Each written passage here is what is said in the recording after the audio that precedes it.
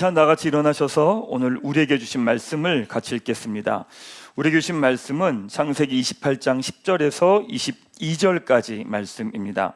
이 말씀 통해서 살아계신 하나님의 음성을 다 함께 들을 수 있기를 바랍니다. 18절부터 22절까지 말씀을 먼저 읽도록 하겠습니다. 야곱이 아침에 일찍 일어나 베개로 삼았던 돌을 가져다가 기둥으로 세우고 그 위에 기름을 붓고 그곳 이름을 베델이라 하였더라. 이 성의 옛 이름은 루스더라. 야곱이 서원하여 이르되 하나님이 나와 함께 계셔서 내가 가는 이 길에서 나를 지키시고 먹을 떡과 입을 옷을 주시어 내가 평안히 아버지 집으로 돌아가게 하시오면 여호와께서 나의 하나님이 되실 것이요 내가 기둥으로 세운 이 돌이 하나님의 집이 될 것이요 하나님께서 내게 주신 모든 것에서 10분의 1을 내가 반드시 하나님께 드리겠나이다 하였더라. 아멘. 네, 그 자리에 앉으시기 바랍니다. 가슴에 손을 대고 제가 하는 선포 따라하겠습니다. 나는 모든 신령한 복을 가졌습니다. 나는 거룩하고 흠이 없는 존재입니다. 나는 만물을 다스리는 권세를 가졌습니다. 그것을 누리며 살아갈 것입니다. 아멘. 네, 감사합니다. 최근에 예배에 대한 말씀을 계속 같이 나누면서 계속 하나님께 주신 마음이 예배에 대해서 기도로 준비해라 라고 하는 마음을 계속 주시더라고요. 그래서 어떻게 기도로 준비해야 될까 여러 가지 고민하면서 기도하고 있는 중인데 또 그 마음이 정리가 되면 여러분들에게 함께 같이 나누도록 하겠습니다. 예배라고 하면 우리는 흔히 이렇게 정형화된 틀을 이야기합니다. 근데 예배의 진짜 본질은 형식 이전에 나를 온전히 내어드리는 것, 그게 바로 예배입니다.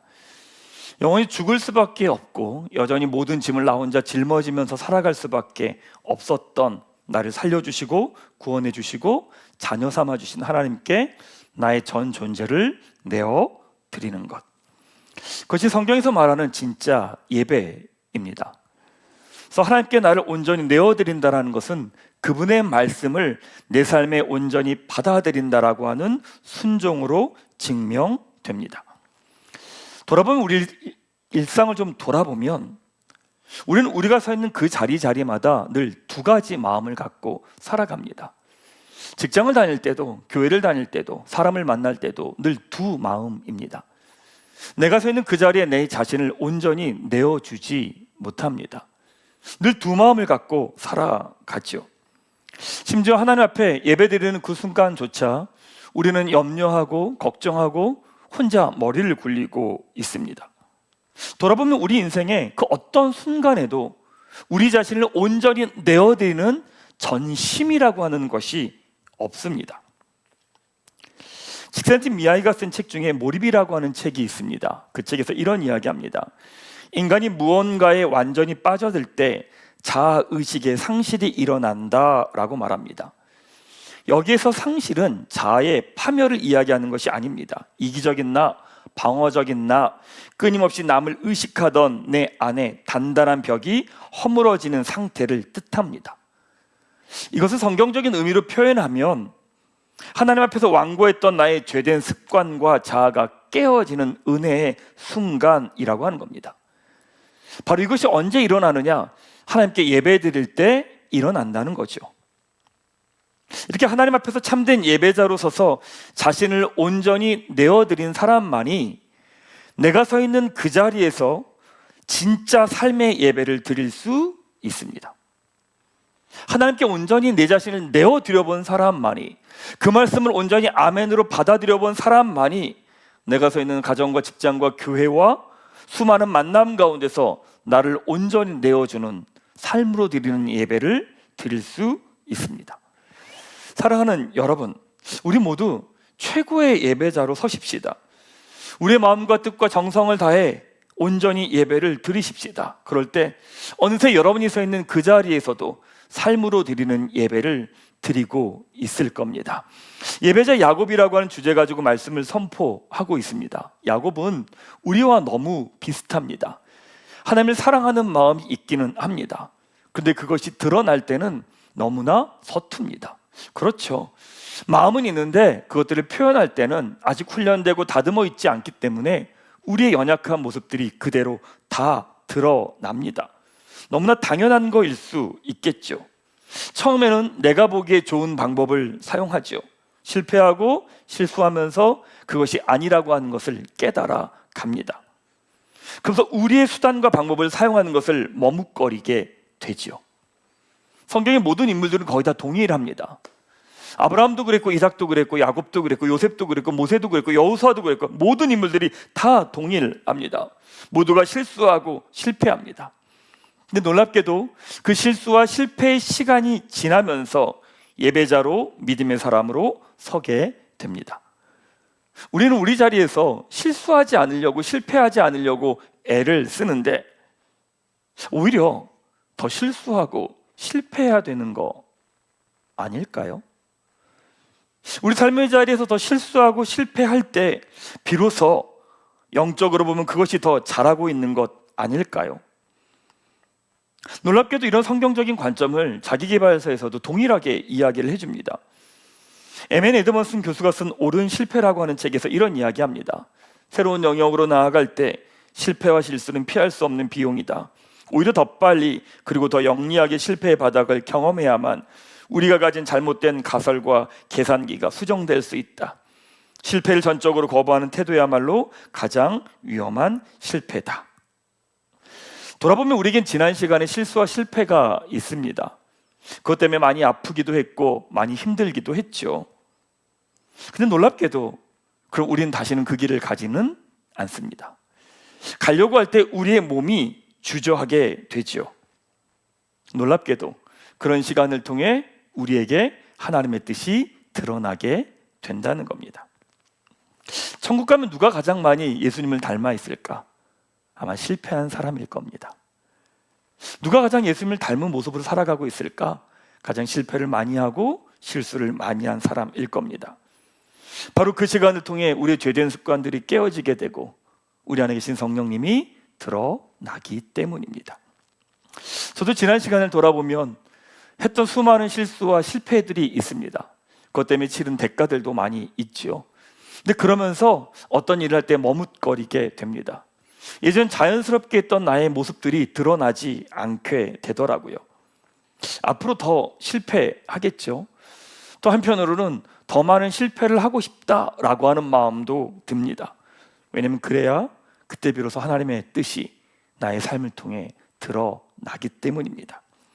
우리 모두가 그렇게 실수하고 실패하면서 예배자로 빚어져 가고 있는 겁니다. 그래서 우리 모두가 앞으로 더 멋져질 겁니다. 더 멋진 예배자로 우리 모두가 서게 될 겁니다. 이 시간 옆에 있는 분에게 이렇게 선포하십시다. 당신은 더 멋져질 겁니다. 자, 더 멋진 예배자가 될 겁니다. 네, 맞습니다. 우린 그렇게 빚어져 가고 있습니다. 야곱이 장자권을 얻기 위해 형과 거래를 하죠. 심지어 형의 옷을 입고 이삭의 축복을 받아냅니다. 어쩔 수 없이 피하고 도망가야 되는 상황이 되었죠. 이삭과 리브가는 야곱을 외삼촌 라반의 집으로 보내게 됩니다. 그리고 그 길 가운데 야곱은 하나님을 만나게 되죠.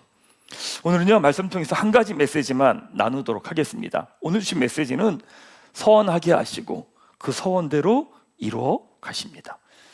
하나님은 우리에게 서원하게 하시고 그 서원대로 이루어 가게 하십니다. 야곱은 아버지 이삭의 집을 떠나가다가 해가 져서 돌 하나를 베개로 베고 잠듭니다. 거기서 꿈을 꾸죠. 12절 말씀 같이 한번 읽도록 하겠습니다.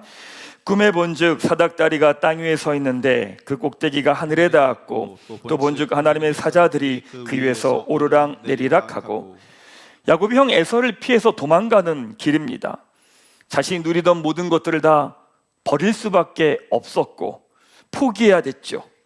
또 자신의 잘못으로 인해서 일어난 모든 사건들이기도 합니다. 어떻게 보면 어떤 희망도 기대도 없는 시간이기도 합니다. 참 놀랍게도 하나님은 바로 그 자리가 나의 자리라고 이야기하십니다. 피하고 도망가고 아무것도 없는 바로 그 자리, 잘 곳이 없어서 길거리에서 돌을 베고 자고 있는 그 자리, 근데 그 자리 가운데 하나님이 임재하시는 자리라고 이야기하십니다. 시간이 갈수록 깨닫는 게 있습니다. 무엇이냐면 시간이 갈수록 우리 삶은 후회가 많아질 수밖에 없다는 겁니다. 그때는 이랬어야 되는데, 그때 저랬어야 되는데 라고 하는 후회가 참 많이 듭니다. 속상하고 후회가 되죠. 근데 역설적으로 후회가 있다라고 하는 것은 성장했다는 의미이기도 합니다. 그래서 여러분에게 저는 후회가 없습니다 라고 하는 말이 좋은 말은 아닙니다. 왜냐하면 성장하지 않았다는 의미이기 때문입니다. 지난 시간을 돌아보면 늘 후회합니다. 이랬어야 되는데. 왜냐하면 내가 달라져 있기 때문에 그런 거죠.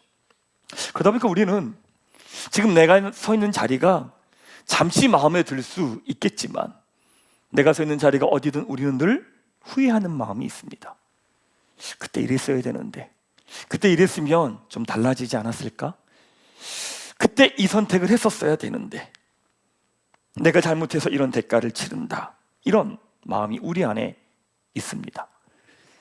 그런데 하나님은 놀랍게 뭐라고 말씀하시느냐? 우리의 어떠함과 관계없이 내가 서 있는 그 자리는 하나님의 집이라고 이야기하십니다. 지난 시간에 나에게 어떤 사연이 있고 어떤 모습이었든 바로 내가 있는 그 자리가 하나님의 은혜를 부어주시는 자리라고 말씀하십니다. 그러기 야곱은 그곳의 이름을 길을 잃었다라고 하는 의미를 가진 루스에서 하나님의 집이라고 하는 베델로 이름을 바꾸어 고백합니다. 사랑하는 여러분, 오늘 예배하며 여러분이 서 있는 자리가 나의 어떠함에 근거해서 바라보는 것이 아니라 나의 실수와 실패와 지난 시간의 죄악으로 바라보는 것이 아니라 하나님의 말씀으로 바라보시기를 축원합니다. 더 이상 어딘가에 있을 베델을 찾아다니는 것이 아니라, 바로 어딘가에 있을 베델을 찾아 헤매는 것이 아니라, 바로 내가 서 있는 그 자리가 길을 이탈하고 길을 잃어버린 루스가 아니라 바로 하나님의 은혜가 머무는 하나님의 집이라고 하는 베델, 바로 이 믿음의 고백이 여러분 모두에게 있기를 주님의 이름으로 축원합니다. 여러분이 서 있는 그 자리는 루스가 아닙니다. 길을 잃어버린 것도 아니고 헤매는 것도 아니고 바로 하나님의 집, 하나님의 은혜가 머무는 베델입니다. 바로 이 믿음의 고백이 여러분에게 있으시기를 축원합니다. 더 놀라운 것은 무엇이냐? 그 다음에 야곱에게 하시는 하나님의 말씀입니다. 13절에서 15절 말씀을 우리 함께 같이 읽도록 하겠습니다. 또 본즉 여호와께서 그 위에 서서 이르시되 나는 여호와니 너희 조부 아브라함의 하나님이요 이삭의 하나님이라. 내가 누워있는 땅을 내가 너와 내 자손에게 주리니 내 자손이 땅에 티끌같이 되어 내가 서쪽과 북쪽과 남쪽으로 퍼져나갈지며 땅의 모든 족속이 너와 내 자손으로 말미암아 복을 받으리라. 내가 너와 함께 있어 내가 어디로 가든지 너를 지키며 널 이끌어 이 땅으로 돌아오게 할지라. 내가 내게 허락한 것을 다 이루기까지 너를 떠나지 아니하리라 하신지라. 도망가는 야곱에게, 자신의 모든 바닥이 드러난 야곱에게 하나님은 할아버지 아브라함에게 주셨던 약속, 아버지 이삭에게 주셨던 약속을 주십니다. 심지어 뭐라고 말하느냐? 내가 어디로 가든지 너를 지키며 보호하겠다라고 말씀합니다. 너를 이끌어서 이 자리까지 오게 하겠다고 말씀하십니다. 그것을 이룰 때까지 너를 떠나지 않겠다라고 말씀하십니다. 여러분, 이것이 우리를 향한 하나님의 편파적인 사랑입니다. 사실 우리는 이걸 잘 모릅니다.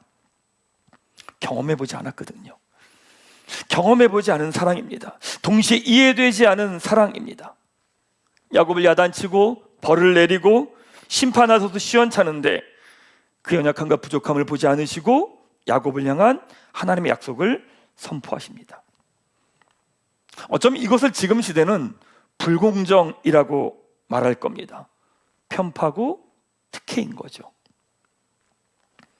2022년 5월에 한 대학에서 청소하시는 분들이 환경미화원분들이 자신들의 환경 개선을 위해 시위를 벌였습니다. 근데 그 시위 소리가 수업권을 침해했다고 하면서 한 학생이 그분들을 고소한 사건이 있었습니다. 그 내용을 다룬 책이 나인군경 교수가 쓴 공정감각이라고 하는 책입니다. 근데 그 책에서 이런 이야기를 합니다. 공정감각이 도덕적 정의가 아니라 내가 비용과 노력을 지불했으니 단 1%의 손해도 보지 않겠다는 철저한 소비자적 마인드로 변질되었다. 이런 이야기를 합니다. 돌아보면 어느새 우리 삶에 은혜라고 하는 것이 사라져가고 있습니다. 기브 앤 테이크가 당연합니다. 내가 받은 만큼 일한다. 회사에서도 동일하게 이야기를 하죠. 그리고 내가 비용을 지불했으면 그만큼의 서비스를 받아야 되는 건 당연하다고 말하죠. 내가 이만큼 당했으니까 너도 이만큼 당해야 된다는 거죠. 어떻게 보면 되게 합리적인 것처럼 보이지만 서로의 계산법이 다르기 때문에 서로가 억울해하고 서운해합니다. 그래서 요즘은 조금이라도 내 것이 손해가 되면 가만히 있지 않겠다고 서로 날이 서 있습니다. 조금이라도 손해가 일어나면 화를 냅니다. 분노를 터뜨려 버리는 거죠. 그러니까 오히려 지금은 우리의 계산을 조금이라도 넘어서면 우리는 감동받습니다. 과일을 사러 갔습니다. 5개에 10,000원입니다. 5개 줍니다. 주인이 웃으면서 기분입니다. 하나 더 드릴게요. 그럼 갑자기 행복해집니다. 내가 실수하고 잘못했습니다. 서비스센터 갔는데 그 직원이 무상으로 해드리겠습니다. 그럼 그 회사가 참 좋은 회사가 됩니다. 회사에서 다른 이들에게 밝게 웃으면서 인사하는 것만으로 그 사람은 주목받습니다. 놀랍게도 복음은 불공정합니다. 편파적입니다. 그 편파적이고 불공정한 혜택을 받은 사람들이 누구냐? 바로 우리입니다. 하나님이 우리에게 공정하게 대하시면 우리에게는 희망이 없습니다. 우리에게 살 길이 없습니다.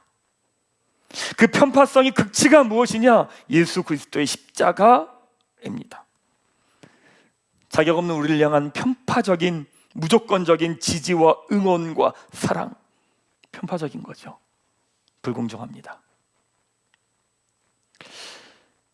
그 불공정하고 편파적인 하나님의 사랑을 받은 우리가 사실 누구를 손가락질을 하겠습니까? 지금 누군가를 향한 나의 비난과 손가락질이 정당합니까? 누군가를 향한 나의 분노가 합당합니까? 이것은 거짓과 불의를 모른 척하고 외면하라는 것이 아니라 다른 이들을 위해 나의 이익을 내려놓을 수도 있다는 이야기를 하는 겁니다. 어쩌면 누군가를 향해 가장 따뜻한 눈으로 바라볼 수 있는 사람은 우리일 겁니다. 왜냐하면 가장 편파적인 불공정한 혜택을 받은 사람들이 우리이기 때문입니다. 우리가 하나님의 따뜻한 사랑과 시선, 불공정하고 편파적인 사랑과 응원을 받았으니까요. 사랑하는 여러분, 여러분이 서 있는 그 자리가 어디든 우리의 계산 그 이상의 은혜가 머물기를 바랍니다. 왜냐하면 그 은혜, 그 편파성, 그 불공정을 누리는 사람이 바로 우리들, 여러분 한 사람 한 사람이기 때문입니다. 그 편파적인 사랑을 받은 야곱이 하나님께 서원합니다. 20절부터 22절 말씀 같이 한번 읽도록 하겠습니다. 야곱이 서원하이르되 하나님이 나와 함께 계셔서 내가 가는 이 길에서 나를 지키시고 먹을 떡과 입을 옷을 주시어 내가 평안히 아버지 집으로 돌아가게 하시오면 여호와께서 나의 하나님이 되실 것이요 내가 기둥으로 세운 이 돌이 하나님의 집이 될 것이요 하나님께서 내게 주신 모든 것에서 10분의 1을 내가 반드시 하나님께 드리겠나이다 하였더라. 아멘. 야곱이요 앞으로 살아야 되잖아요. 가진 게 아무것도 없습니다. 이 살아야 됩니다. 살아야 되니까 하나님께 조건을 걸면서 서원합니다. 하나님이 나와 함께 계셔서 내가 가는 이 길에서 나를 지키시고 먹을 떡과 입을 옷을 주시오 내가 평안히 아버지 집으로 돌아가게 하시오면. 야곱의 기도는 서원인데 조건입니다. 하나님이 나를 지키셔서 먹을 옷과 떡을 주셔서 평안히 아버지 집으로 돌아가게 하시면 베개로 벤 이 돌로 성전을 지을 것이요 11조를 드리겠습니다. 나의 하나님이 되실 겁니다 라고 하는 기도를 합니다. 우리 입장에서 보면 조건입니다. 그런데 야곱이 한 이 조건은 하나님의 성품과 일치하죠. 그렇지 않습니까? 하나님이 나를 지키시는 분 아니십니까? 먹을 떡과 입을 옷을 주시고 하나님 우리의 공급자 아니십니까? 맞죠. 내가 평안히 아버지 집으로 돌아가게 하시면 우리 지키시는 하나님 아니십니까? 맞죠. 하나님 그런 분이십니다. 중요한 것은 서원의 내용입니다. 근데 그 내용도 하나님이 야곱에게 주신 마음입니다. 모든 사람들이 같은 것으로 서원하지 않습니다. 근데 야곱은 이 서원을 하나님께 드립니다. 사랑하는 여러분, 여러분도 서원하신 적 있지 않으십니까? 기도하면서 하나님께 서원했던 적 있지 않으십니까? 하나님 이렇게 해주시면 제가 이렇게 하겠습니다. 당장 살아야 되니까, 지금 이 문제를 해결해야 되니까 우리는 하나님께 그렇게 기도하기도 합니다. 해결해 주시면 제가 하나님 이렇게 하겠습니다. 하지만 그렇게 하겠다고 말한 서원의 내용도 사실 하나님이 그 사람에게 마음을 주셨기 때문에 그 서원을 한 겁니다. 정말 놀라운 것은 하나님이 야곱을 막다른 곳으로 몰아가시죠. 그리고 베델에서 만나주십니다. 그 야곱은 살아야 되니까 하나님께 기도하면서 서원하게 되죠. 근데 놀랍게도 그 서원대로 하나님이 야곱의 삶을 이끌어 가시고 다시 20년이 지나 고향 땅으로 돌아오면서 고백합니다. 창세기 35장 3절 한번 찾아보시겠어요? 창세기 35장 3절 말씀입니다. 창세기 35장 3절 말씀입니다. 같이 한번 말씀을 읽도록 하겠습니다. 우리가 일어나 베델로 올라가자 내 환난 날에 내게 응답하시며 내가 가는 길에서 나와 함께 하신 하나님께 내가 거기서 제단을 쌓으려 하노라. 아멘. 20년이 지나 야곱이 했던 서원 그대로 하나님의 그 서원을 이루어 가십니다. 사람들은 서원을 부담스러워합니다. 왜냐하면 그 서원을 내가 한다고 생각하기 때문에 그렇죠. 그러니까 서원을 하면 주저하게 되고 함부로 하지 않으려고 합니다. 하지만 서원은 하나님의 마음 주신 것을 내 입으로 고백하는 겁니다. 놀랍게도 하나님은 그 서원대로 우리 인생을 이끌어 가신다는 거죠. 여러분, 그런 면에서 보면 서원은 예언입니다. 야곱이 하나님 주신 마음들을 이야기하며 서원합니다. 근데 놀랍게 그 서원은 20년 후에 그대로 이루어집니다. 서원은 그 또한 축복입니다. 하나님 주신 마음을 내 입술로 선포하게 되고 그 선포대로 이루어지기 때문입니다. 서원하는 건 하나님께서 마음을 주신 거죠. 근데 하나님이 하실 일을 내 입술을 통해 선포하게 하신 것, 그게 바로 서원입니다. 제가 종종 성도님들한테 웃으면서 그런 이야기 하거든요. 우리 교회 수양관 있으면 좋겠다, 자, 이런 이야기 하니까 어떤 분이 그런 이야기 하시는 거예요. 맞아요 목사님, 저도 있으면 좋겠어요 그러시는 거예요. 진짜 뭐라고 그랬냐면 이렇게 말씀드렸어요. 집사님, 그럼 집사님이 수양관 짓겠다고 기도하세요. 그때 그분이 설레설레 흔들면서 안 된다는 거예요. 아유, 그렇게 했다 못하면 무슨 창피냐고. 아유, 저 뭐 그렇게 못한다고 그런 거예요. 그래서 웃으면서 얘기가 끝났어요. 그래서 제가 그분께 말하지 않은 내용이 있었어요. 그게 뭐냐면 속마음은 이거였습니다. 그렇게 서원하시면 하나님이 수양관을 지을 수 있는 능력과 재정을 주실 텐데. 그게 제 마음이었습니다. 사랑하는 여러분, 우리는 우리 현실적인 문제를 해결하기 위해서 하나님께 서원하기도 합니다. 살아야 되니까, 벗어나야 되니까. 참 놀랍게 나는 살아야 되니까 했던 그 고백인데 하나님이 그 고백을 들으시고 우리 인생을 그렇게 빚어 가신다는 거예요.